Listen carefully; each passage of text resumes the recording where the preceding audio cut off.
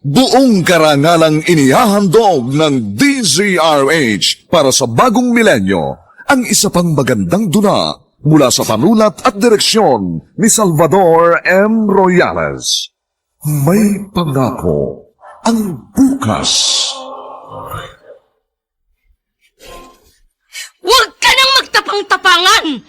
Alam ko takot ka rin mamatay dahil hindi mo kayang iwan ang mga makamundo mong bisyo!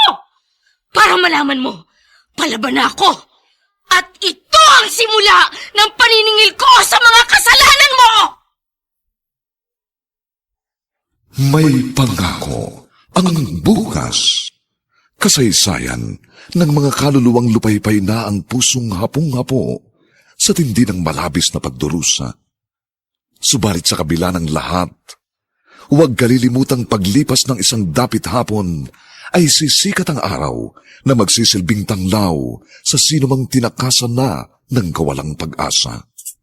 Dahil sa likod ng mga hinagpis ay may naghihintay na ligaya. Sa bawat kabiguan ay may makakamit na tagumpay, laki pang pangarap na sa bawat himaymay ng laman ay muling mabuhay ang dugong nananalaytay sa mga ugat at unti-unting mauusal ang mainspirasyong mga katagang. May pangako ang bukas.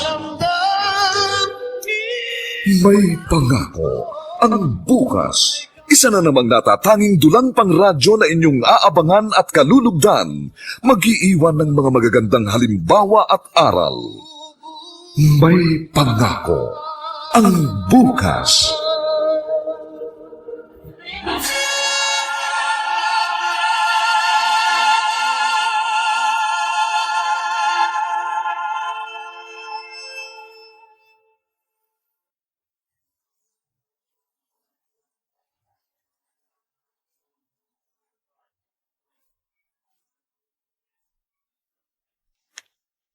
May mga sitwasyong kung sino pa ang ating mga kadugo at inaasahan nating magiging kakampi sa mga sandali ng kagipitan, ay siya pang nagiging sanhi ng ating mga hinagpis. At sa kalaunan, nagiging mortal pang kaaway. Mga kaibigan, narito po ang aming tampok na kasaysayan sa linggong ito, pinamagatang, ito ang simula ng paniningil ko sa mga kasalanan mo. Dito pa rin, sa ating natatanging dunang, may pangako ang bukas.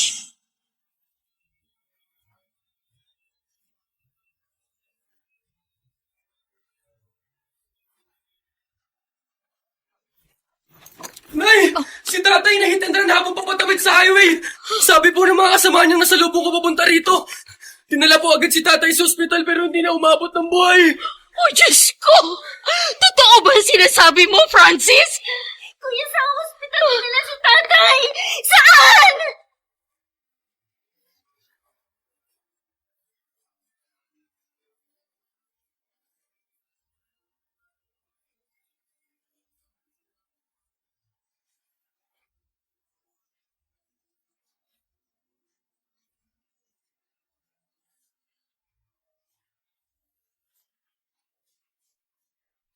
Bakit ganon? Kanina lang magkausap kami sa cellphone ng tatay niyo. Ang sabi niya uuwi para sa bahay na lang mananghalian. Ang masakit pa, hindi naplakahan ng mga katrabaho ni tatay yung nakahagip sa kanya. Yung CCTV naman, hindi pala gumagana. Ibig sabihin, hindi mapapanagot yung driver na nakasagasa kay Itay, kuya. Sana makonsensya yung driver na yun. Bumalik man lang sa lugar para hanapin yung nasagasaan niya. Kahit ilang beses pa siya bumalik, hindi na niya may babalik ang buhay ng tatay ninyo. At kung alam lang niya na dahil sa kanyang kapabayaan sa pagmamaneho, tinanggalan niya kayo ng karapatang magkaroon ng magandang kinabukasan. Anong balita, Amparo? Nagpakita na ba yung tao nakasagasa kay Juanito? Wala pa kahit sino na sumisilip dito sa burol, Ating. Paano nyo ipalilibing ang kapatid namin? Wala pala kayo ni isang kusing na mag-iina. Sa isang linggo pa naman itinakda ang pagpapalibing kay Juanito, Dico. Baka madagdagan pa ang abuloy bago dumating ang araw na yon. Paano kung hindi madagdagan ang manggagaling sa abuloy? Ayun. O ano? Iuurong nyo na naman ang araw ng libing? Bahala na, Ating. Kung ano ang magiging sitwasyon. Aba, hindi po pwede yan, bahala na. Hindi kami papayag na gawin yung urong sulong ang pagpapalibing sa kapatid namin. Oh. Kung hindi nyo kaya ipalibing, kami ni Julio magpapalibing. Oh. At sa amin lahat ang pasok ng abuloy, ha? Para alam namin kung magkano pang magiging kakulangan at yun ang aming pupunuan.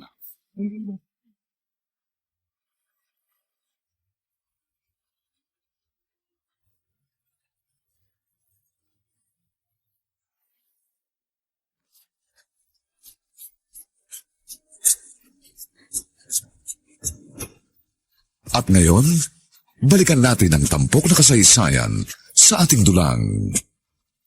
May pangako ang bukas.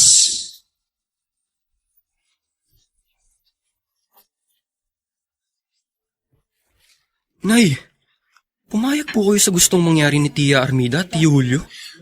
Kung hindi ako pumayag, tiyak naguguluhin nilang burol ng tatay niyo. Ayoko namang humantong sa ganun.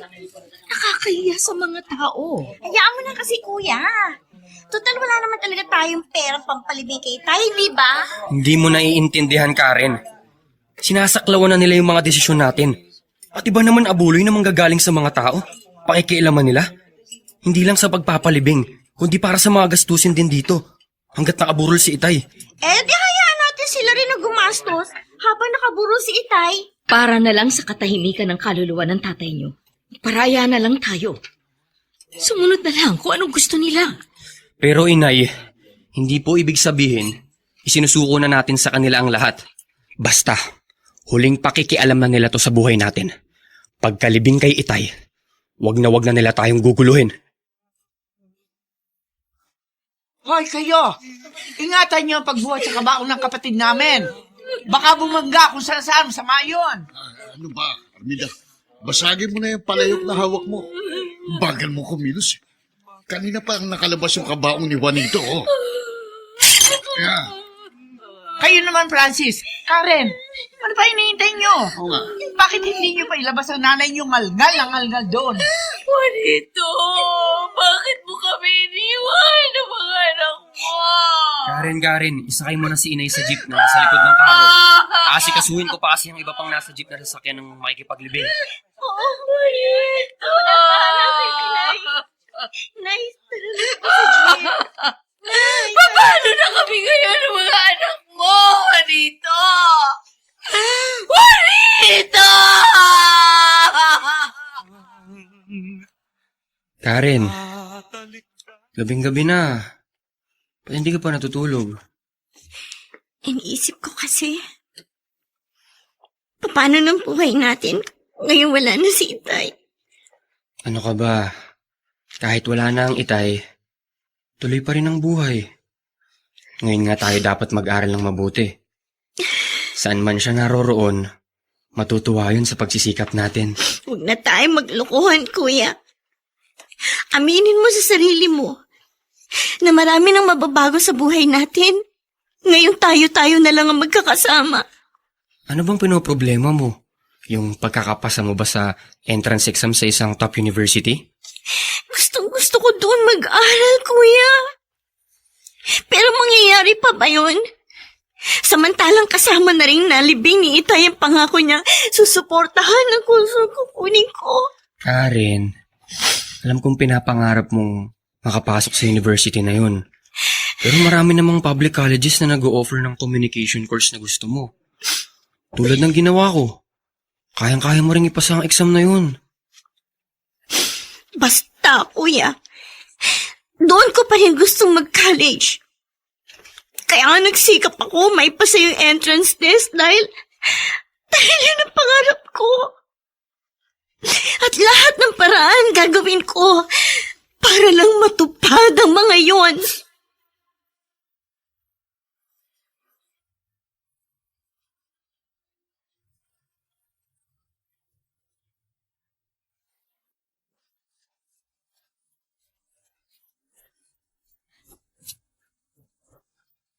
At ngayon, balikan natin ang tampok na kasaysayan sa ating dulang. May pangako ang bukas.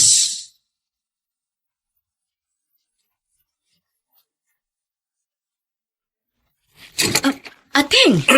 Bart! Kayo pala?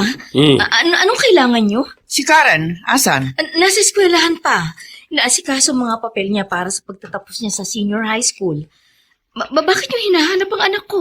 Kukunin ko na si Karen. Ha? Ako na ang magpapaaral sa kanya. Ngayon patay na si Juanito. Alam ko, hindi mo na siya kayang papag-aralin pa. Tama si Armida. Ibigay mo na lang sa amin ang anak mo. Kayang-kaya namin siyang bigyan ng magandang kinabukasan. Hindi! Hindi ko ibibigay sa inyo si Karen. Ha? At kahit gumapang ako sa hirap para lang maitaguyod ang pag-aaral niya, gagawin ko. Huwag lang siyang mapunta sa poder niyo. Ang yabang mo rin naman, Amparo, ano? Ano ba pinagmamalaki mo? Yang karinderya mong dugyot? Na kung hindi ka pa mamumulot ng mga bulok na gulay at karne sa palengke, hindi ka makapagtitinda? Mas marangal ang hanap buhay ko kaysa sa pagkatao ninyo, Ateng. Oh, Wala na tayong pag-uusapan pa. Kaya umalis na kayo. Hindi mangyayari ang gusto nyo. Pasensya na. Magbubukas pa ako ng karinderya ko. At sama pala ng tubo ng dila ng hipag mo, Armida. Ha! Amparo! Buksan mo na pito! Kundi mawawasakin ko ito! Hoy!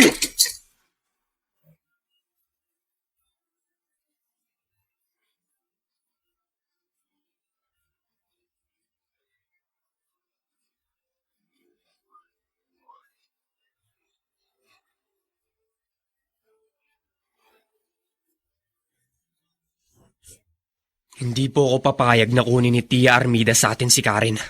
Kilala ko siya, inay. Bukod sa pagiging mapanakit, siguradong may iba siyang motibo kung bakit gusto niyang kunin ng kapatid ko. Kung babalik ulit dito ang mga yon para ipilit ang kanilang gusto, nakahanda kong harapin sila.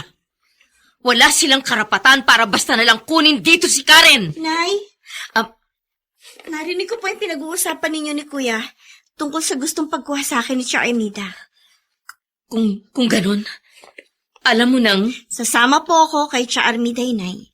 Karen, Karen, baka hindi mo alam ang sinasabi mo. anak, nangako ako sa harap na puntod ng ama niyo na hindi tayo maghihiwa-hiwalay kahit ano pa mangyari. Na magsasama-sama tayo sa hirap at ginawa. At itataguyod kong pag-aaral niyo sa abot ng aking makakahiya. Nay, kailangan natin maging praktikal. Oo nga, matutustusan ninyo ang mga pangangailangan namin ni Kuya sa pag-aaral. Pero hanggang kailan yun? Nay, gusto ko po makapagkolehiyo. Gusto kong panghawakan ng mga pangako ni Tia Armida. Buo na po ang desisyon kong tumira sa poder nila. Karen, hindi ako mapapanatag kapag nawala ka sa piling namin ng kuya mo. Ikamamatay ko yun, anak! Ikamamatay ko!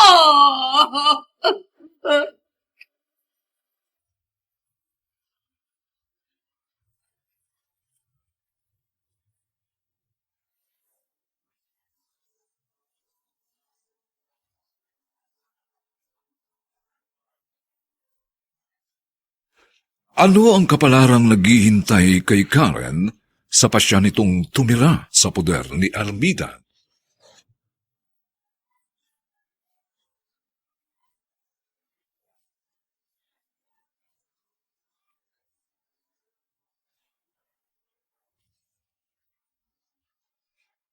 Mga nagsiganap, Vilma Borromeo, Chiquit Amor, Ian Miranda, Phil Malyari, Dante Castro, at si Susan Robles sa papel na Armida. Dilapatan ng tunog ni Jerry Mutia. Sa musika ni Buboy Salonga. Superbisyong teknikal ni na Eric Lucero at Bong Muyar. Ang ating kasaysayan ay mula sa panulat ni Sel Barnum at sa direksyon ni Rosana Villegas. Ito po ang inyong kaibigan June Martin Legaspi, nag-aanyayang huwag po ninyong kaliligtaang sundan at pakinggan ang mga susunod pang kabanata ng kasaysayang ito. Ito ang simula ng paniningil ko sa mga kasalanan mo. Dito pa rin, sa ating natatanging dunang, may pangako. Ang bukas.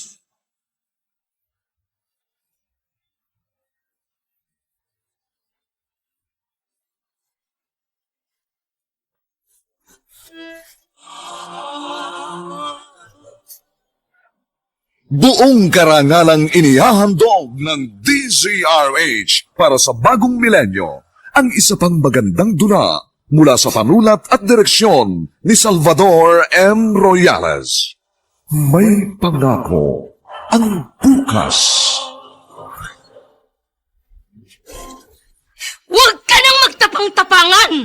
Alam ko takot ka rin mamatay dahil hindi mo kayang iwan ang mga makamundo mong bisyo! Para malaman mo, palaban na ako! At ito ang simula ng paniningil ko sa mga kasalanan mo! May pangako ang bukas. Kasaysayan ng mga kaluluwang lupaypay na ang pusong hapong-hapo sa tindi ng malabis na pagdurusa.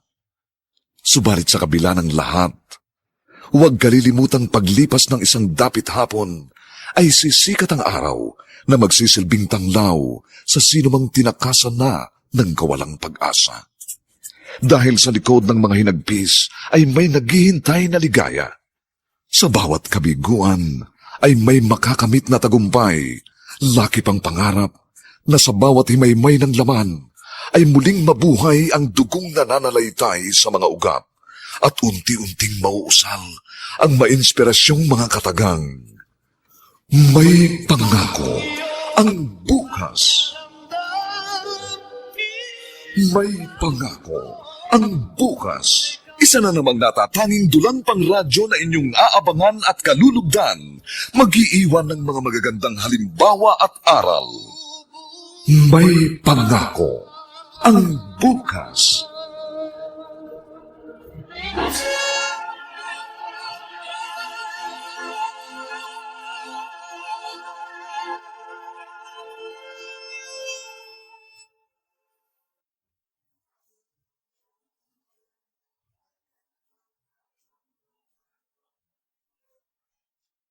Magandang umagang muli sa inyong lahat, mga kaibigan.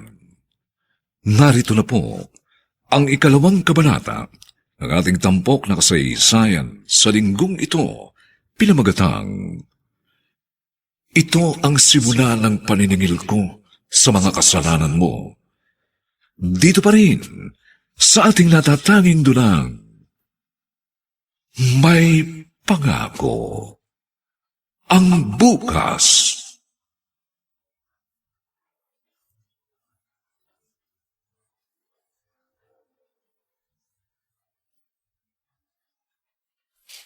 Francis, pakigising nga si Karen. Sabihin mo mamamalengke na kami para maaga tayo makapagluto at makapagbukas ng karinderya. Apo, inay, gigisingin ko na. Kailangan makapagluto para lumaki ang benta ng karinderya. Francis! Karen! Abay, tatanghaliin na tayo ang magbukas ng tindahan sa sobrang kupad niyo kumilos.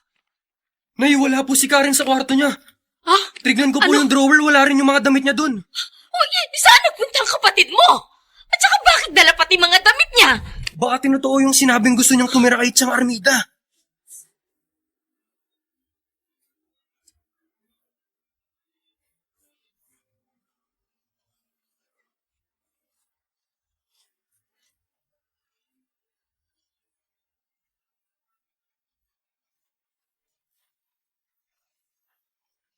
Hoy, kayo mag-ina! Bakit nandito kayo? Balak yung manggulo? Ha? Magsiuwi na kayo. Ayokong makita nakabaladira sa teritoryo ko yung mga pagmumukha nyo. Nagpunta kami rito para bawiin si Karen. Alam ko nandiyan siya sa loob ng bahay mo. Kaya ilabas mo ang anak ko! Chang, hindi po kasi namin alam ang ginawang pag-alis ni Karen. Kaya gusto namin siyang makausap. Ang tanong, gusto rin kaya kayo makausap ni Karen? Mabuti pa, Armida, para matigil ang kakulitan ni Amparo. Palabasin mo na si Karen para marinig niya ang mga sasabihin ng anak niya. Tingnan lang natin kung babalik pa siya dito pagkatapos. Karen! Hoy! Lumabas ka nga rito! Harapin mo tong nanay at kapatid mo! Sabihin mo sa kanila na ikaw ang kusang nagpunta rito at dito ka natitira. Ipakadiin mo rin sa mga tok-tok nila na hindi ka na uuwi sa inyo! Nay, totoo pong lahat ang mga sinabi ni Chang. Karen! Hindi na ako babalik sa atin. Sumang-sama na ako sa hirap. Ayoko na magtinda sa karinderya. Marami akong pangarap, may ambisyon ako, at hindi ko matutupad ang mga yon kung tayo-tayo pa rin ang magkakasama. May sarili akong buhay na gusto kong buuin, Inay. Anak, hindi ako naniniwala sa mga sinasabi mo. Hindi totoo ang mga naririnig ko. Hindi totoo! But ang hina pala ng pang-intindi ng hipag mo, Armide. Palibasa, makitid ang noo. Maliwanag na yung mga sinabi ng anak. Hindi pa rin makuha. Pwede ba? Pwede ba? Palayasin mo na ang maginang yan. Baka kung ano bang magawa ko sa mga yan.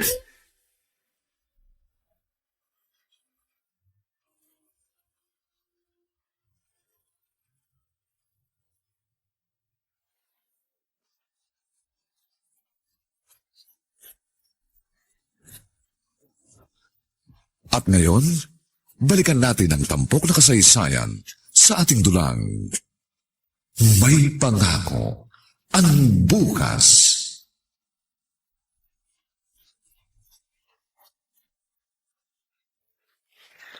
Inay, hayaan po muna nating makapag-isip si Karen sa ginawa niya. Ang iniisip ko po kasi, baka masyado lang siyang naapektuhan ng pagkamatay ni Itay. Kaya siguro, pabigla-bigla ang mga desisyon niya. Sana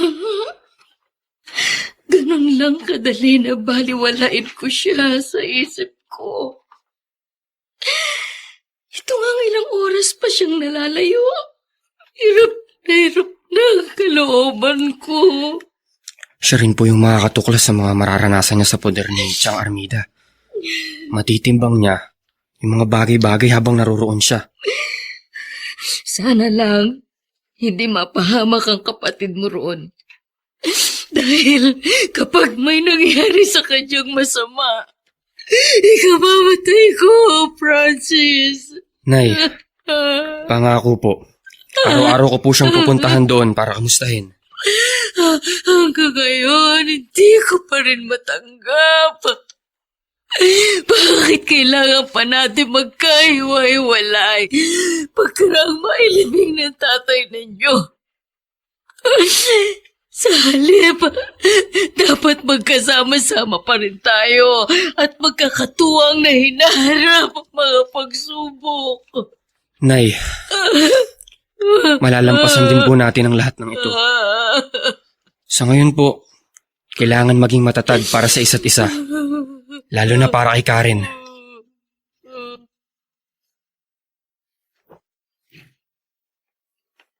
Kaya ako nagpunta rito, Amparo, para sabihin sa'yo na kailangan mong magbigay ng 1,000 piso tuwing akinset katapusan sa akin, ha? Anong 1,000 piso tuwing akinsi at katapusan, Dikong? Ba, hindi ba't nakatira kayo rito sa bahay at lote ito ni Ama? Natural lang na kahit magkano, magbigay kayo kapalit ng pagtira nyo rito. Total, natitirhan nyo na ito. Napapakinabangan pa ninyo sa paghahanap buhay. May karinderya kayo. Sa amin na ito ng asawa ko. Ano? Bakit kailangan pa namin magbayad sa pagtira rito? Patay na kapatid ko eh. Kaya mga salita ko nang iiral dito. Kung kokontra ka sa gusto kong mangyari, umalis na lang kayo. Para mapaupahan ko sa iba ng mas mataas. Mas makikinabang pa ako. Baka naman nakakalimutan mo. Nabaon din kayo sa utang sa akin dahil sa pagpapalibing kay Juanito. Ang buong akala ko, nang tulungan niyo kami mag-iina sa pagpapalibing kay Juanito, makapamumuhay na kami ng maayos. Hindi pa pala. Pagkaraang kunin ni ating sa amin si Karen, ikaw naman ang nandito at ngayon ginigipit kami sa pagtira rito. Tama na! Kung ayaw mong sumunod, ngayon pa lang. Magbalot-balot na kayong mag-ina. Pagbalik ko rito bukas, siguraduhin yung wala na kayo dahil kung hindi, itatapong ko lahat sa kalsada ang mga gamit nyo.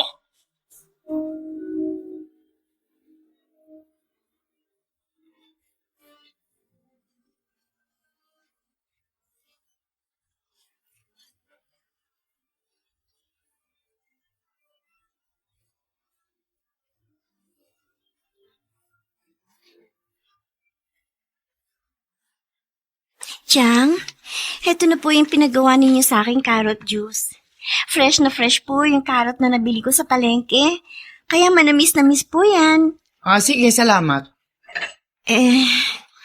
Chang, ipapaalala ko lang po sa Lunes na po kasi yung schedule ng pagbabayad po ng reservation fee sa top university. Nakapasa po ako sa entrance exam. Kaya, kailangan ko na po yung 5,000 na pambayad. Tingnan mo nga naman, ha? Ang bilis ng araw. Parang kailan mo lang sinabi sa akin yan? Pero huwag ka mag-alala. Nangako sa amin yung kaibigan ng Chubart mo na ibibigay bukas yung pera. Talaga po, Chang? Naku, maraming salamat po talaga. Pero, pagkatapos po ng reservation fee, yun pong down payment naman ng tuition fee. Medyo malaki-laking halaga po yun. Ay, walang problema. Basta susunod ka lang sa lahat ang sasabihin namin ng Chubart mo. Ibibigay namin lahat ang gusto mo.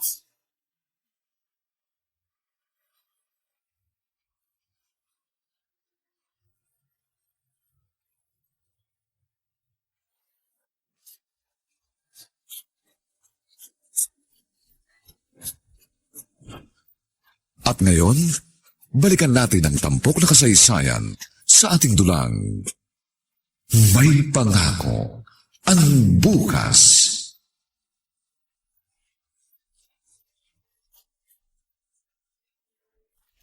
Oh, ayan. Damit na pan-sexy. Iba't ibang kulay ng panty. Ha? Tsaka sapatos. Abonado ako sa lahat ng yan. Kaya ibalik mo rin lahat ang nagastos ko, ha? Anak lang. Puro ka naman dakdak. Natural, babayaran kita. Higit pa sa nagastos mo. Ibabalik ko yun sa'yo. Ha? Basta ang siguraduhin mo. Hindi tayo oonsihin ng taong kausap mo. Ba, kaliwa ng usapan namin, Nonoy. Ibibigay niya sa atin ang paunang bayad. Ibibigay naman natin sa kanya si Karen. Oh, good. Gusto ko yung sinabi mo. Hindi ko na pala kailangan mag-worry. Si Karen ang ikondisyon mo. Baka pumalagian. Matakasan pa tayo. Bulilyaso nga abutin natin. Huwag kang mag-alala. Kuhang-kuha ko ang loob niya. Kaya sasama sa akin ang babaeng yon kahit saan ko dalhin. Diyan akong bilib sa'yo, Armide. Ang galing mong magpasakay ng tao! Ang tabo-tabo ng utak mo!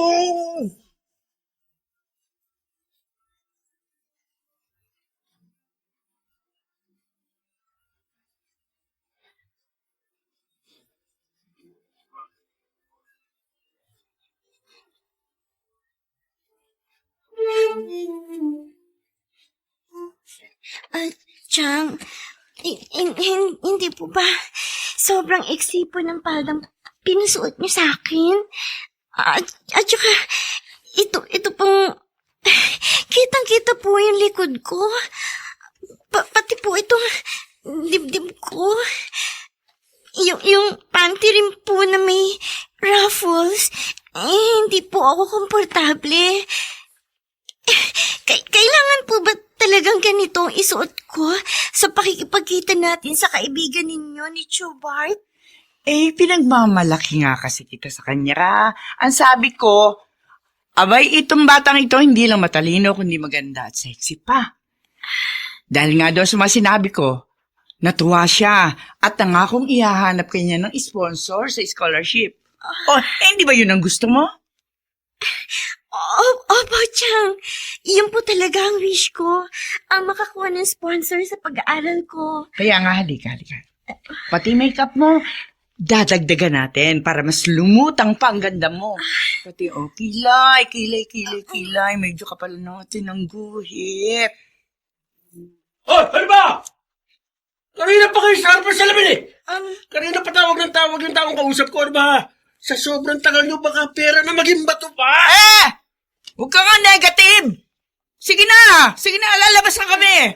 Tumawag ka na ng taxi. Kanina pa naghihintay yung taxi sa labas. Tinubukan na nga ng balbas yung driver. Saka hihintay sa inyo.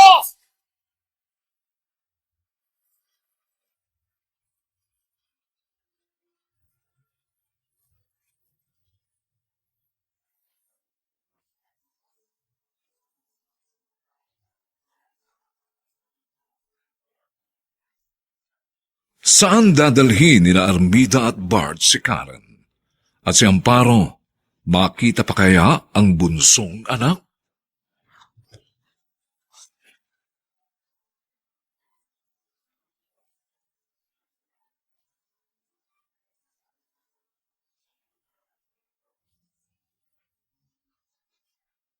Mga nagsiganap, Vilma Borromeo, Chiquit Amor, Ian Miranda, Phil Malyari, Dante Castro, at si Susan Robles sa papel na Armida. Nilapatan ang tunog ni Jerry Mutia. Sa musika ni Buboy Salonga. Superbisyong teknikal ni na Eric Lucero at Bong Muyar. Ang kasaysayang ito ay mula sa panulat ni Sel Barlam at sa direksyon ni Rosana Villegas. Ito po ang inyong kaibigan June Martin Legaspi, nag-aanyayang huwag po ninyong kaliligtaang sundan at pakinggan ang mga susunod pang papainit na kabanata ng kasaysayang ito. Ito ang simula ng paniningil ko sa mga kasalanan mo. Dito pa rin, sa ating natatanging dunang, may pangako. Ang bukas.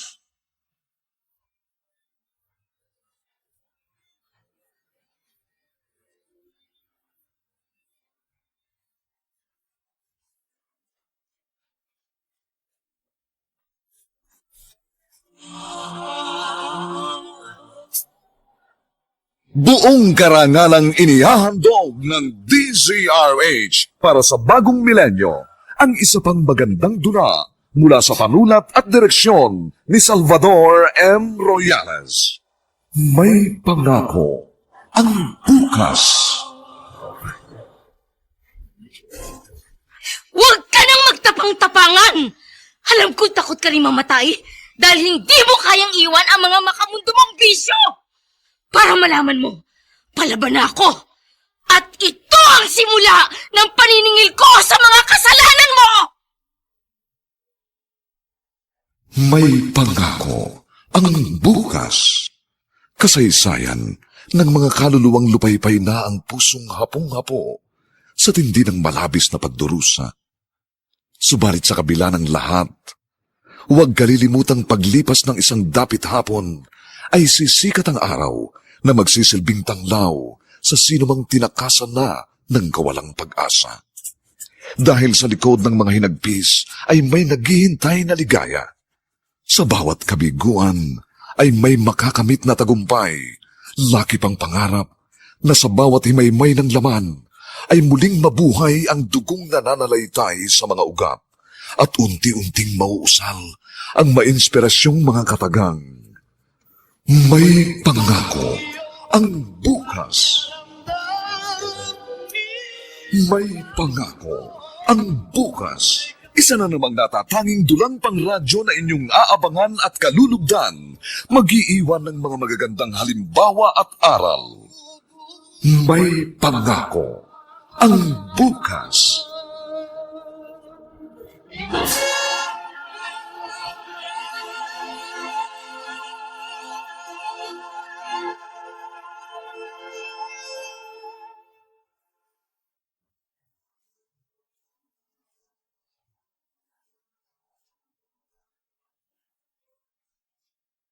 Magandang umagang muli sa inyong lahat mga giliw naming taga-subaybay. Narito na po ang 3 kabanata ng ating tampok na kasaysayan sa linggong ito, pinamagatang, "Ito ang simula ng paniningil ko sa mga kasalanan mo." Dito pa rin sa ating natatanging dunang, May Pangako ang Bukas.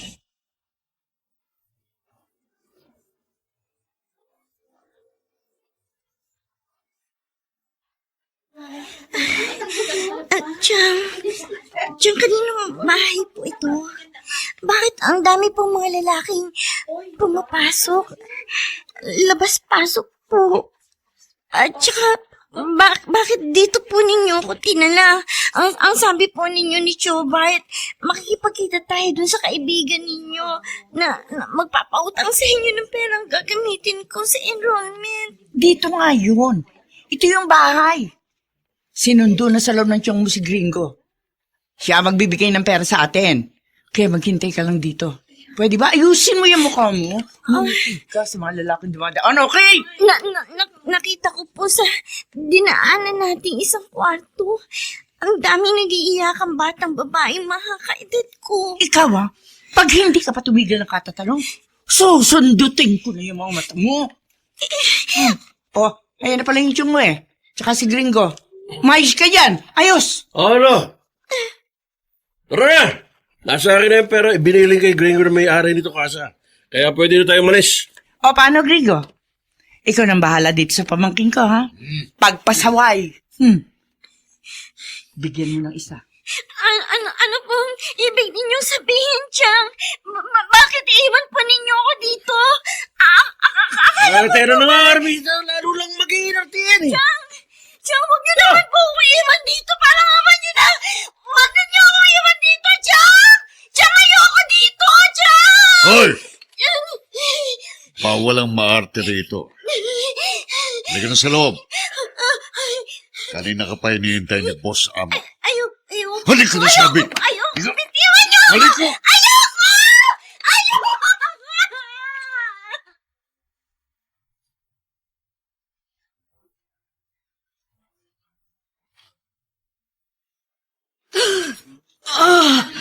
Masakit ang dibdib ko. Nay, bakit po? Ano ba nangyari sa inyo? Biglang nanikip ang dibdib ko, anak. Naalala ko si Karen. Biglang pumasok siya sa isip ko. Ay, Nay, ang mabuti pa, magsara po tayo ng maaga ng karinderya. Para maaga rin po kayo makapagpahinga. Ang gusto ko makita ang kapatid mo, Francis. Gusto ko siyang makausap at mayakap.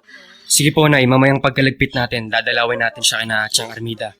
Namiss ko na rin pong makita si Bunso Iba ang pakiramdam ko, Francis.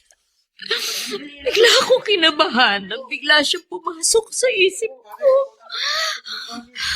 Hindi kaya may nangyaring masama sa kapatid mo?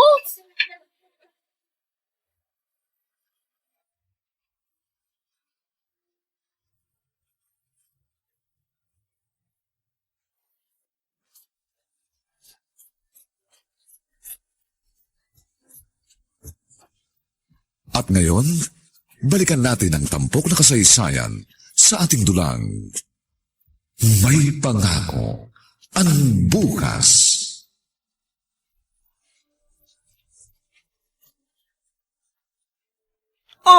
Andito na naman kayo mag-ina? Talagang kayo, gustong-gusto talaga niyo pinagtatabuyan ko kayo, ano? Nasaan si Karen, Ateng? Matagal ko na siyang hindi nakikita at nakakausap. Hindi ba nag-aaral yung anak mo? Natural na sa eskwelahan. Hindi po kasi siya sumasagot sa mga text sa tawag ko. Kaya pumunta na po kami dito ni Inay. Busy nga sa mag-aaral. Kung ako nga, hindi ko rin halos makausap dahil laging wala rito sa bahay. Madalas, sa bahay ng kaklase gumagawa ng project. Yun ang palagi niyang dinadahilan sa akin kapag sinisita ko. Saan ba siya nagpa-enroll? Mas mainam yatang sa eskwelahan na lang namin puntahan para magkita kami. Malay ko ba dyan sa anak niyo? Siya lang namang mag-isa ang nag-enroll sa sarili niya. Kaya hindi ko alam kung saan lupal nag-aaral. At pwede ba magsilayas na kayo? Kahit halugugin niyo ang bahay ko. Wala rito si Karen. Wala!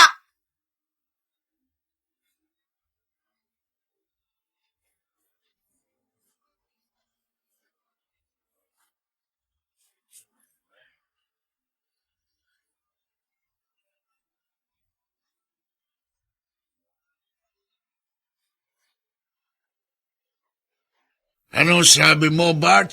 Ipinasok niyo ni Armida sa kasa si Karen? Oo, bayaw. Alam mo naman yung kapatid mo. Kahit pakadugo niya, basta't pagkakapirahan, walang pakialam yun.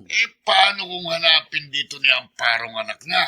Narito nga raw kahapon si Amparot. Yung si Francis na anak, pilit hinahanap si Karen. Di, katakot-takot na kasinungalingan ng palusot niyo. Si Armida pa. Wala nang masuhusay pa sa galing sa pagsisinungaling ng kapatid mo. Basta ako, ha? Ah, Ang ultimatum ko sa maginang yon, wag na wag sasablay sa 1,000 pisong hinihingi ko sa kanila tuwing akin at katapusan. Kung ayaw nilang sa kalsada sila pulutin.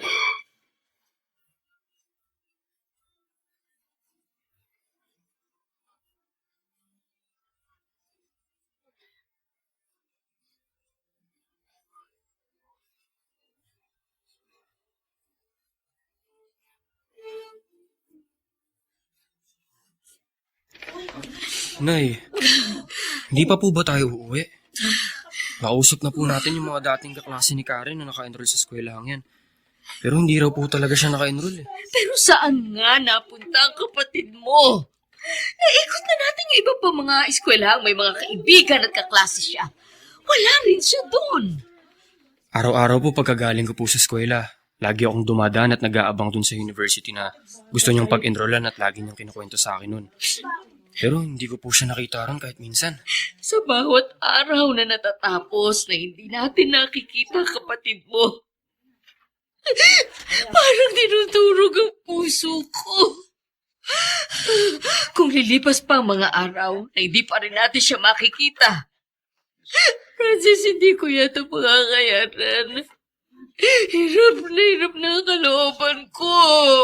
Para na akong mamamatay.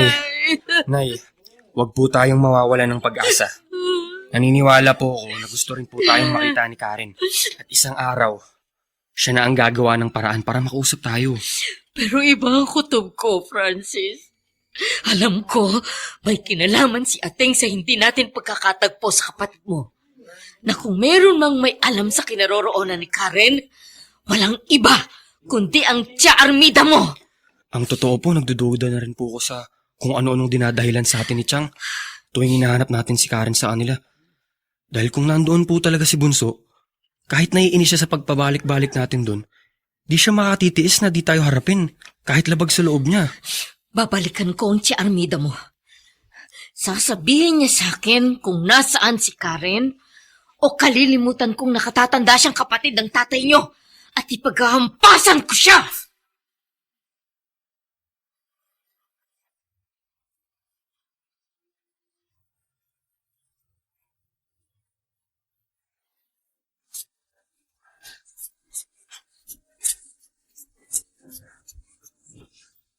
At ngayon, balikan natin ang tampok na kasaysayan sa ating dulang. May pangako ang bukas.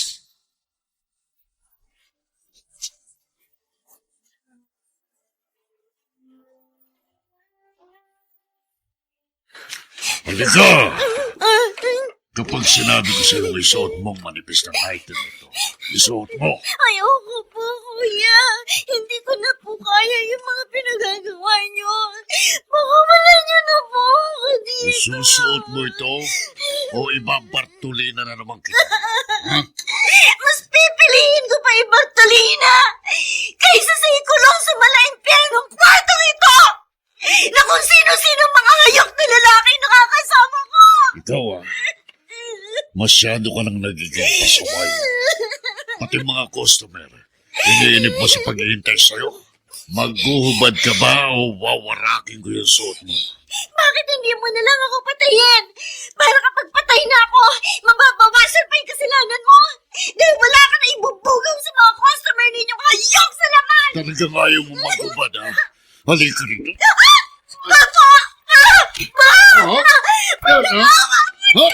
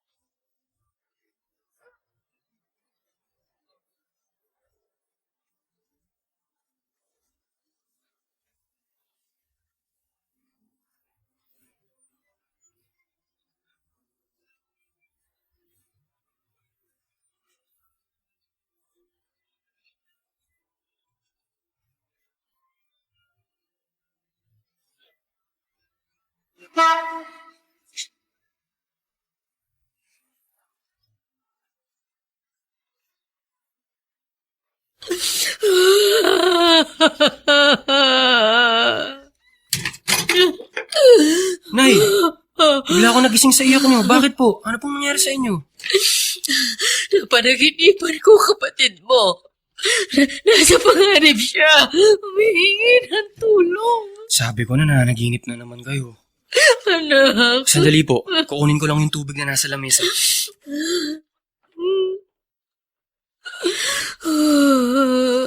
Ito po, Nay. Uminom muna kayo para lumuwag yung paghinga nyo. Pagkatapos po, sa kanya kwento sa akin ng panaginip nyo.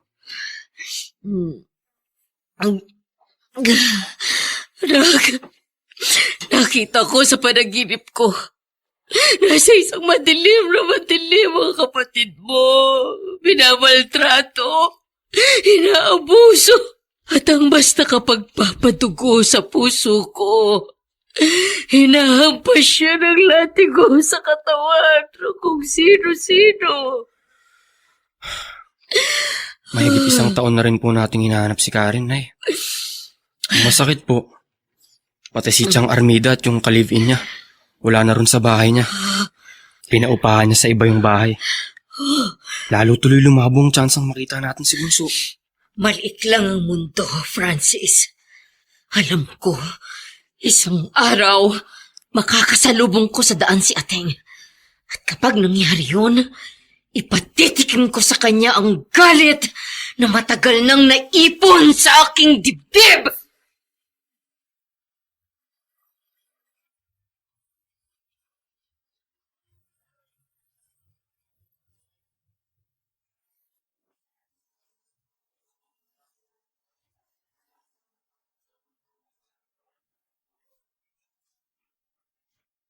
Sa lumalabong sitwasyon ng pagkukrus ng mga landas ni na Amparo at Karen dahil sa hindi na rin pagkakakita kay Armida, magkita pa kaya ang mag-ina?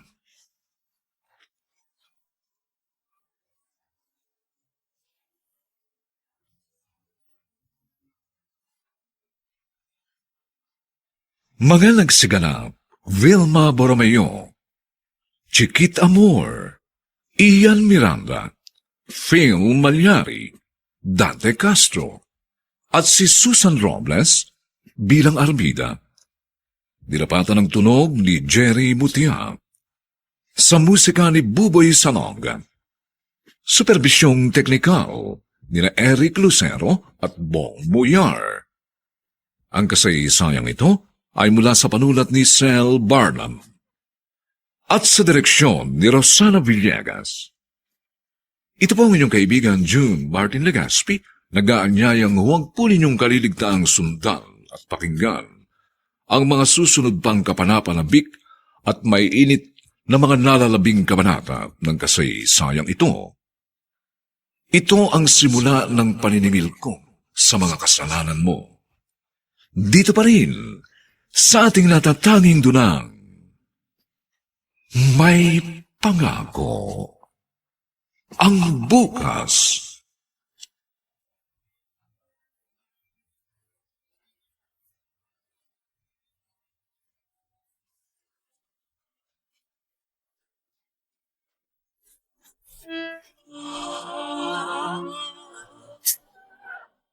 Buong karangalang inihahandog ng DZRH para sa bagong milenyo ang isa pang magandang dula mula sa panulat at direksyon ni Salvador M. Royales. May pangako ang bukas. Huwag ka nang magtapang-tapangan! Alam ko takot ka rin mamatay dahil hindi mo kayang iwan ang mga makamundo mong bisyo! Para malaman mo, palaban na ako! At ito ang simula ng paniningil ko sa mga kasalanan mo! May pangako ang bukas. Kasaysayan ng mga kaluluwang lupaypay na ang pusong hapong-hapo sa tindi ng malabis na pagdurusa. Subalit sa kabila ng lahat, huwag kalilimutang paglipas ng isang dapit hapon ay sisikat ang araw na magsisilbing tanglaw sa sinumang tinakasan na ng kawalang pag-asa. Dahil sa likod ng mga hinagpis ay may naghihintay na ligaya.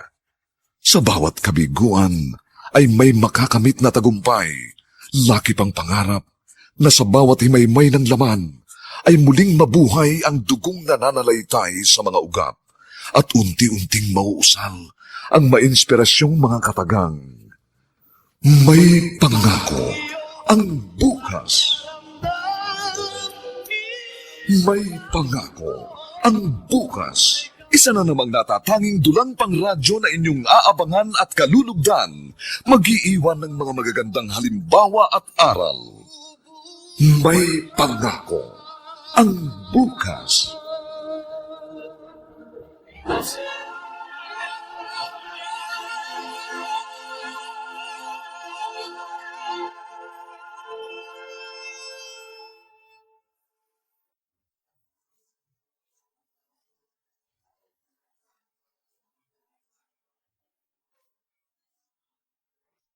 Magandang umagang muli sa inyong lahat, mga kaibigan. Narito na po ang ikaapat na kabanata ng ating tampok na kasaysayan sa linggong ito, pinamagatang, "Ito ang simula ng paniningil ko sa mga kasalanan mo." Dito pa rin sa ating natatanging dulang, may pangako ang bukas.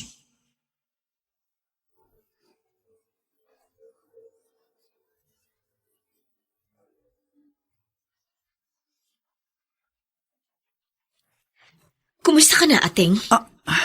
Amparo, anong ginagawa mo rito? Paano mong natutuntong bago namin tirahan? Maniniwala ka ba kung si Dikong Julio ang nagturo sa akin ng kinaroroonan mo? Si Julio? Ngayon, sasabihin mo sa akin kung saang kasa mo dinala si Karen. O bubutasin ko leeg mo ng lasyetang ito. Kapag pinatay mo ako, bukod sa makukulong ka na, ha? Lalong hindi mo malalaman ang kinaroroonan ng anak mo. Huwag ka nang magtapang-tapangan! Alam ko takot ka rin mamatay dahil hindi mo kayang iwan ang mga makamundo mong bisyo! Para malaman mo, palaban na ako! At ito ang simula ng paniningil ko sa mga kasalanan mo!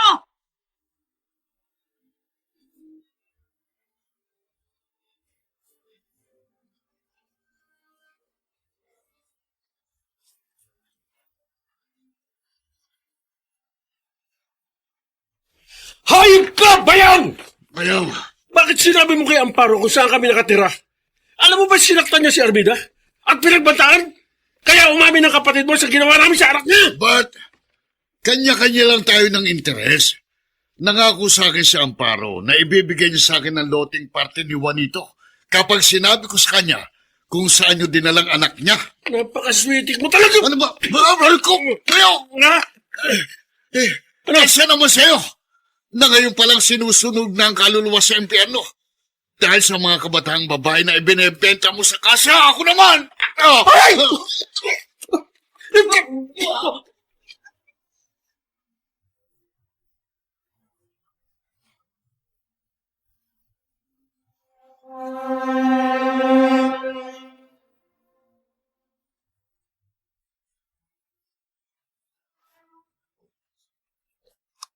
Nay, naikot ko na po yung lugar ng kasa na sinasabi ni Chang Armida. Pero Japanese restaurant pong nakatayo roon eh. Pero ito yung lugar na sinasabi niya sa akin. Paulit-ulit ko pa siyang tinanong. Hindi po kaya inililigaw lang tayo ni Chang? Malakas ang kutob kong nasa lugar na ito ang kapatid mo, Francis. Hindi ako maaari magkamali. Sinita nga po ako ng isang maskuladong lalaking nakatayo sa may labas ng restaurant. Bawal daw pong gumawi roon kung hindi naman daw po customer. Sinubukan ko nga pong magtanong tungkol sa lugar pero inangilan po ako. Kaya umalis na lang ako. Umuwi muna tayo. Babalik ulit ako rito bukas at kahit sa susunod pa mga araw hanggat hindi ko nakikita si Karen. Kailangan kong paniwalaan ng Armida mo na dito nga natin makikita ang kapatid mo.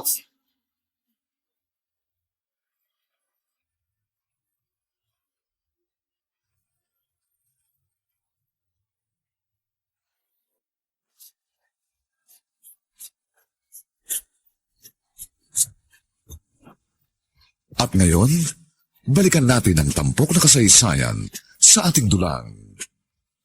May pangako ang bukas.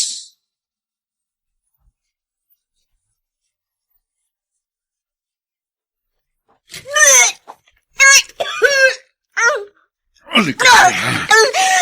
Anong drama na naman ito? Ha? Bakit ka nagsusuka?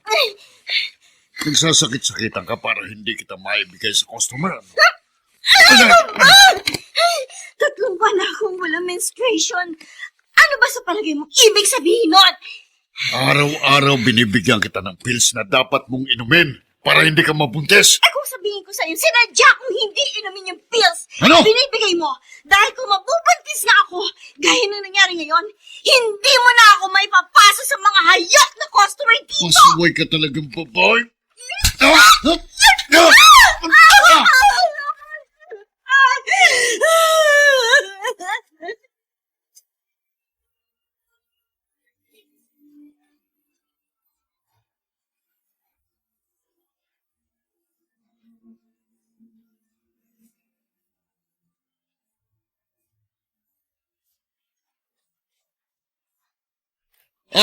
Amparo, bakit hanggang ngayon nagbubukas ka pa rin ng karinderya? Akala ko ba kapag napaamin mo si ate kung saan niya dinala si Karen, aalis kayo ni Francis agad-agad sa loting ito tulad ng napag-usapan natin? Bakit? Hindi ba pwedeng sumang-ayon lang ako sa naging usapan natin? Pero ang totoo, hindi ako tutupad. Aba, ang laki pala talaga ng kagagahan mo. No? Maliwanag na pumayag ka sa kondisyong yon. Kaya kailangan lumayas ka na sa loting ito ngayon din. At kung hindi kami Hindi huwag kayo umalis! Magtinda ka pa rin dyan araw-araw. Pero tignan ko lang ang tigis ng tuktok mo kapag nakita mong araw-araw ko rin itinataob ang mga tinda mo. Gawin mo ang lahat ng gusto mong gawin! Pero hindi kami aalis sa loting ito na minananiwan ito! May karapatan sina Francis at Karen sa lupang ito ng kanilang ama! At ipaglalaban ko ang karapatan ng mga anak ko! Magkamatayan na tayo! Huwag mo akong subukin! Talagang papatayin kita! Para kapag patay ka na, mga anak mo na lang ang problema ko sa loting ito!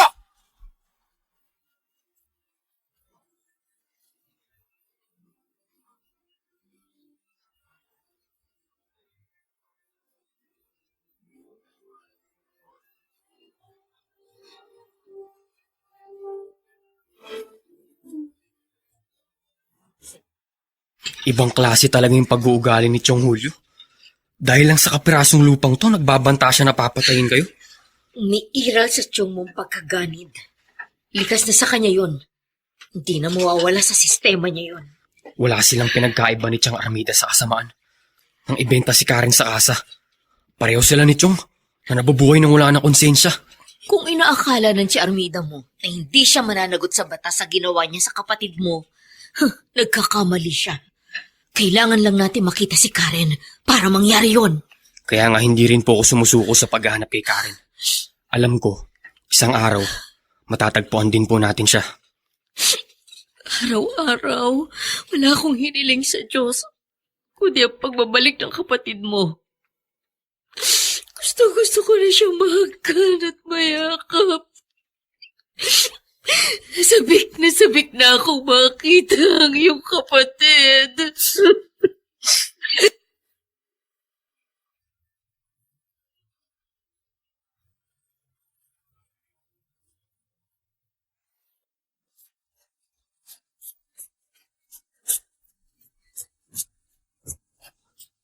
At ngayon, balikan natin ang tampok na kasaysayan sa ating dulang. May pangako ang bukas.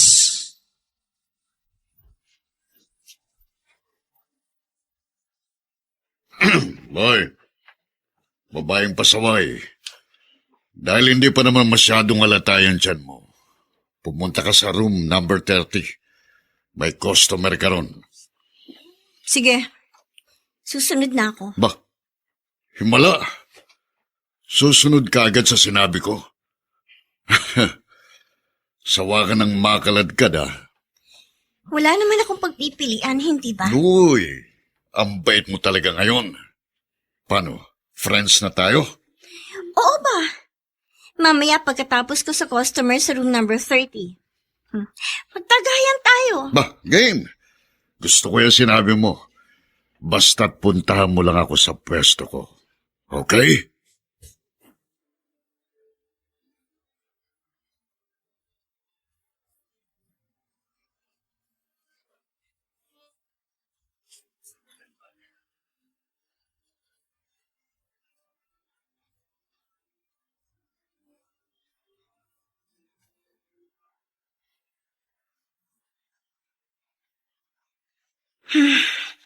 Tama ang basa kong mahina na rin sa alak si Gringo. Bagsak na agad. Pati pitaka, hindi na naibulsa. Sorry, Gringo. Pero kakailanganin ko ang pera mo sa pagtakas ko. Sabi ko na sa sobrang kalasingan, hindi niya na nailak ang pinto. Kailangan kong makarating sa pinakalabas nitong bahay. Nakarating lang ako sa restaurant. Na front ng kasang ito, medyo ligtas na ako. Patnubayan sana ako ng pagkakataon. Patnubayan mo po ako, Diyos ko. Maraming customers sa restaurant. Sana walang makapansin sa akin ng mga tauhan ng kasa para makalabas ako ng kasada. Sana wala. Salamat po, Diyos ko. Nasa labas na ako. Ayun, may taxi dumadating. Taxi!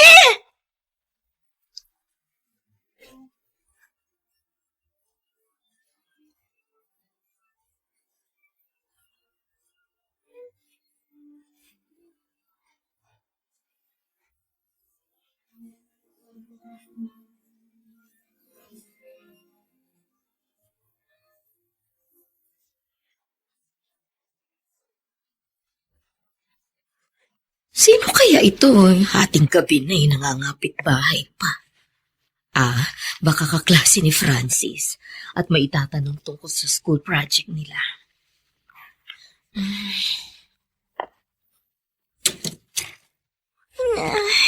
Oh, Diyos ko! Karen! Anak! Ay, Francis! Dali! Nandito kapatid mo na wala siya ng balay! Tulungan mo ako! Diyos ko! Dari na, inay! Umutla po siya! Kailangan dali natin sa ospital ang kapatid mo! Tumawag ka ni Sidler sa labasan! Madali! Opo, inay! Bilisan mo!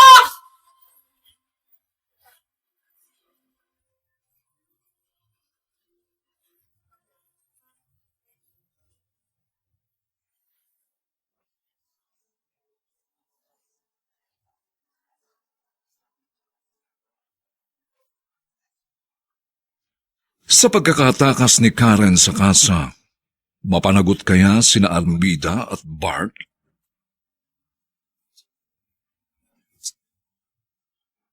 Mga nagsiganap, Vilma Borromeo, Chiquit Amor, Ian Miranda, Phil Malyari, Dante Castro, at si Susan Robles sa papel na Armida. Dinapatan ang tunog ni Jerry Mutia. Sa musika ni Buboy Salong. Superbisyong teknikal ni na Eric Lucero at Bong Muyar. Ang kasaysayang ito ay mula sa panulat ni Sel Barlam. At sa direksyon ni Rosana Villegas. Ito po ang inyong kaibigan June Martin Legaspi, nag-aanyayang huwag po ninyong kaliligtaang sundan at pakinggan ang kapanapanabik na huling kabanata ng kasaysayang ito. Ito ang simula ng paniningil ko sa mga kasalanan mo. Dito pa rin, sa ating natatanging dunang, may pagako. Ang bukas.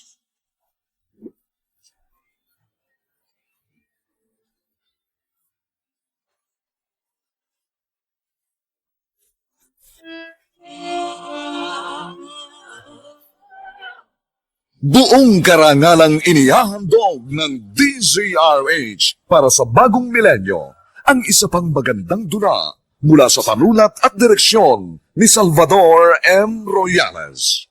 May pangako ang bukas. Huwag ka nang magtapang-tapangan! Alam ko takot ka rin mamatay dahil hindi mo kayang iwan ang mga makamundo mong bisyo! Para malaman mo, palaban na ako! At ito ang simula ng paniningil ko sa mga kasalanan mo! May pangako ang bukas. Kasaysayan ng mga kaluluwang lupaypay na ang pusong hapong-hapo sa tindi ng malabis na pagdurusa. Subalit sa kabila ng lahat, huwag kalilimutang paglipas ng isang dapit hapon ay sisikat ang araw na magsisilbing tanglaw sa sinumang tinakasan na ng kawalang pag-asa. Dahil sa likod ng mga hinagpis ay may naghihintay na ligaya. Sa bawat kabiguan ay may makakamit na tagumpay, laki pang pangarap na sa bawat himaymay ng laman ay muling mabuhay ang dugong nananalaytay sa mga ugat at unti-unting mauusal ang mainspirasyong mga katagang. May pangako ang bukas. May pangako ang bukas. Isa na namang natatanging dulang pangradyo na inyong aabangan at kalulugdan, mag-iiwan ng mga magagandang halimbawa at aral. May pangako ang bukas.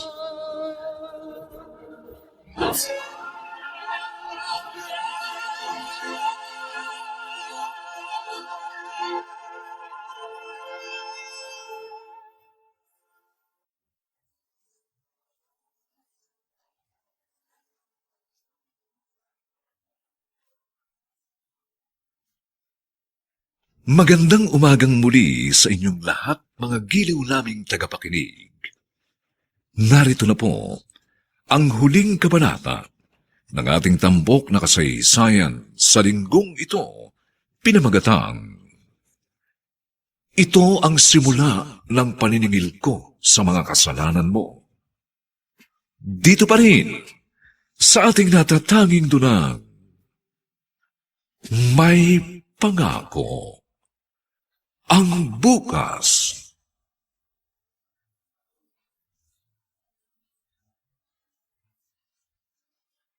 Sabi ng doktor na tumingin kay Karen, mahigit 4 na buwan ang buntis ang kapatid mo. Hindi lang halata dahil pumayat siya. Baka nga po yung pagkawala niya ng malay at yung pamumutla niya. Dahil din sa kasalukuyan niyang kondisyon ngayon. Ako sa kapatid mo, Francis. Napakabata pa niya para sapitin ang mga dinanas niyang karahasan sa mga kamay ng kung sino-sinong walang kaluluwa. Sana po magkamalay na si Karen para malaman natin ang totoong nangyari sa matagal niyang pagkawala. At kapag napatunayan kung malaki ang kinalaman ng Tia Armida mo at ng kinakasama niya sa nangyari sa kapatid mo, sisiguraduhin kong mananagot sila sa batas. Tatanda na sila sa kulungan.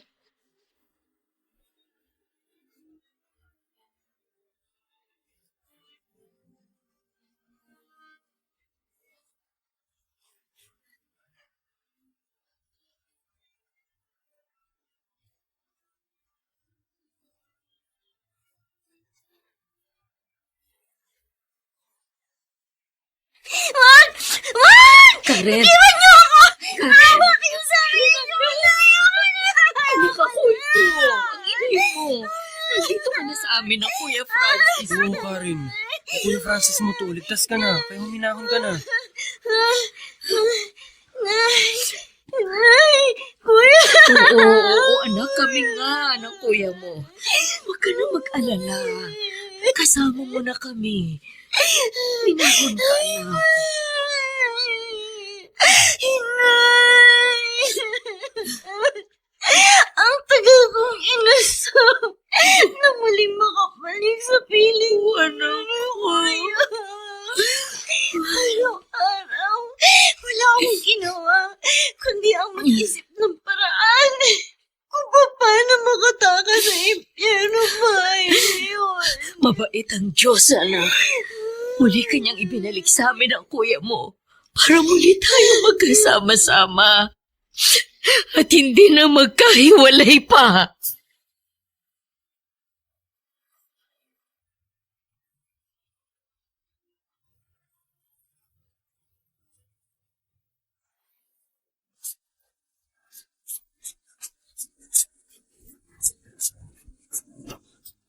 At ngayon, balikan natin ang tampok na kasaysayan sa ating dulang. May pangako ang bukas.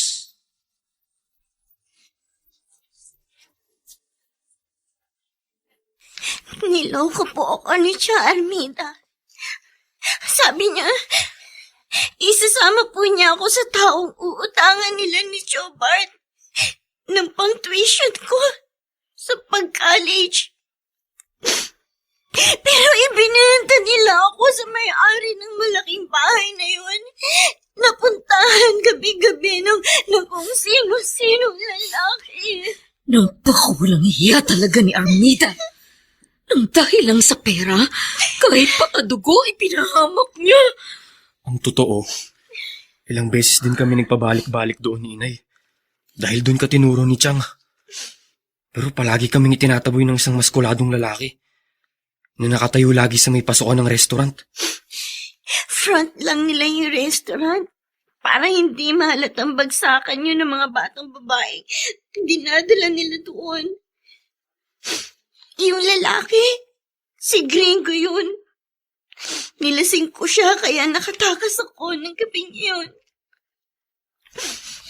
Kung may natitira pang mga batang babae roon, kailangan din nilang ma-rescue sa lugar na yun. Sasabihin nating lahat sa pulis ang tungkol sa bahay na yon na ginagawang kalakal ng mga batang babae. Kung sino man ang namamalaka doon, dapat nang matapos ang kanilang kasamaan.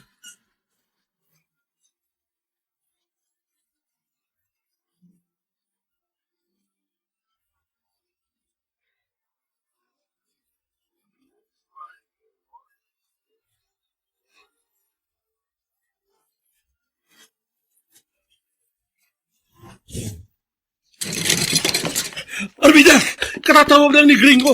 Niray daw yung kasang pinagdala natin kay Karen. Ano? Oo! At ang isa pang masamang balita, nakatakas si Karen. Kaya pati tayo sabit siya sa nangyaring raid na yun. Kapag ikinanta tayo ng pamangkin mo. Kung ganon, umalis na tayo rito. Dali! Talagang bilisan mo eh! Bart, ano yun?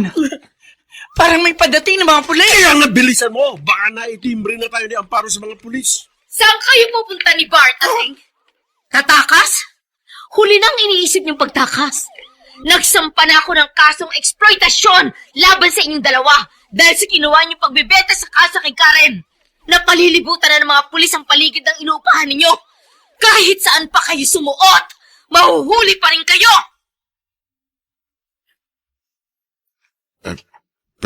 Pwede ba akong tumuloy, Amparo? Kung ang ipinunta mo rito ay ang pilit na namang pagpapaalis sa amin sa loting ito, mabibigo ka lang ulit, di ko. Aba, hindi. Nagpunta ako rito para ayusin ang mga gusot na nangyari sa ating mga pagitan. Ang ibig ko pa rin sabihin, kalimutan mo ng pagpapaalis ko sa inyo rito. Wala namang nababago sa disposisyon kong hindi umalis dito. Kahit pa sinasabi mo ngayong kalimutan ko na mga nauna mong sinabi tungkol sa loting ito ng asawa ko. Kung ano man ang nasabi ko sa iyo nung una, pasensya ka na. Nahawa lang kasi ko sa kasakyaman kay Armida. Nakita mo naman itong uli. Hindi ko rin maatim na hindi sabihin sa yung may kinalaman siya sa pagkawala ni Karen. Oh. Hindi ko pa rin basta pwedeng kalimutan na may hiningi kang kondisyon bago mo sinabi sa akin ang tungkol sa bagay na yon. Iniisip ko nga ngayon, ano na naman kaya ang kapalit ng biglang pagbait mo sa aming mag-iina? Gusto ko lang maibalik ng mga anak mo yung dating respetong ibinibigay nila sa akin nung buhay pang tatay nila. Masakit din kasi sa kalooban. Naiisang dugong nananalaytay sa mga ugat namin pero Parang hindi kami magkakakilala kapag nagkakasalubong sa kalsada.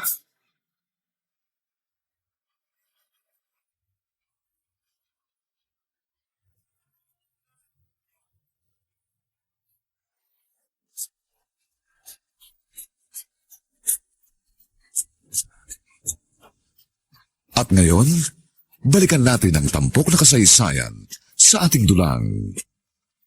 May pangako ang bukas.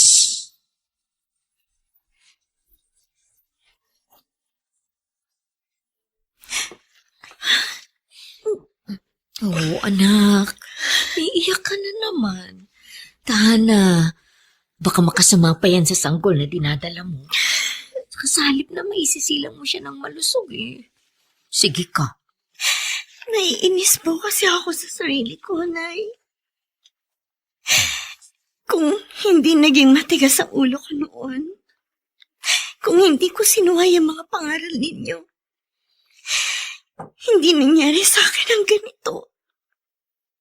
At maayos sana ako nakapag-aaral pa rin sa kolehiyo. Wala namang nabago sa mga pangarap ko para sa'yo. Basta kapag naisilang mo na ang anak mo, babalik ka sa pag-aaral para tapusin ang gusto mong kurso. Si Inay Karen. Tsaka isang buwan na lang gagraduate na rin ako sa computer science.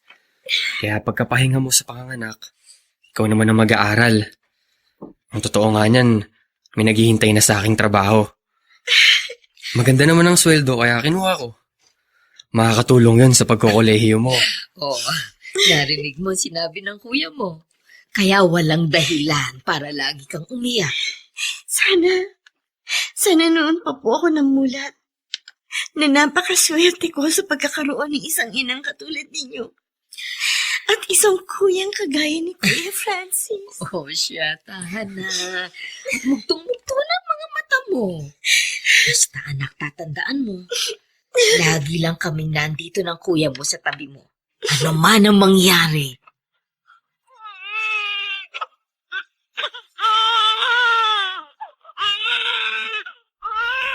Babae! Babae ang anak mo, Karen. Kamukhang kamukha niya ni Inay. Talaga, Kuya. Oo, naku. Paglaki niyan at pag nagkatabi-tabi kayong tatlo, pwede na kayong tawaging ang tatlong Maria. Oo nga. Mula ilong, mata, at hanggang sa maninipis na labi. Tayo nga, Karen. At dahil nadagdagan na ng isa ang mga babaeng pinakamamahal ko sa buhay, ang magiging tawag ko sa inyo, ang tatlong Maria sa buhay ni Francis. Kuya talaga. Lalo lang ako naiiyak sa mga sinasabi mo. Oo, bawal lumiyak. Di ba sabi ko na nakakabinat ang pag-iyak? Hindi ko lang po kasi maiwasan, Inay. Sa bawat oras po kasi na nararamdaman ko ang walang kondisyong pagmamahal niya sa amin ni Kuya. Lalo ako nag-guilty. Ngayon, dalawa na kaming mag-ina na madadagdag pa sa mga alalahanin ninyo. Ngayong isa ka na ring ina, matutuklasan mong dumarating ang panahong nagkakaproblema ang isang pamilya. Pero kung lalawakan natin ang ating mga isipan, pwedeng maging instrumento ang dumating na krisis sa mga buhay natin upang lalo tayong maging matatag at malapit sa isa't isa. Upang muli, sama-sama nating paniwalaang may pangako ang bukas.